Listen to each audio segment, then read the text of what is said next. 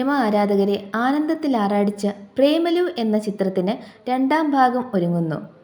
ചിത്രത്തിൻ്റെ വിജയാഘോഷവേളയിൽ സംവിധായകൻ ഗിരീഷ് ഏടി തന്നെയാണ് ഇക്കാര്യം അറിയിച്ചത്. ഒപ്പം പ്രേമലു 2ൻ്റെ ടീസറും പുറത്തിറക്കി. ചിത്രം 2025 പുറത്തിറങ്ങും.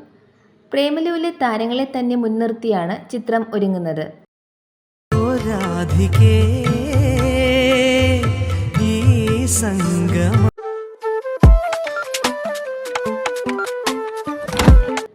ഈ ചിത്രത്തിൻ്റെയും നിർമ്മാണം ഭാവന സ്റ്റുഡിയോസ് ആണ്.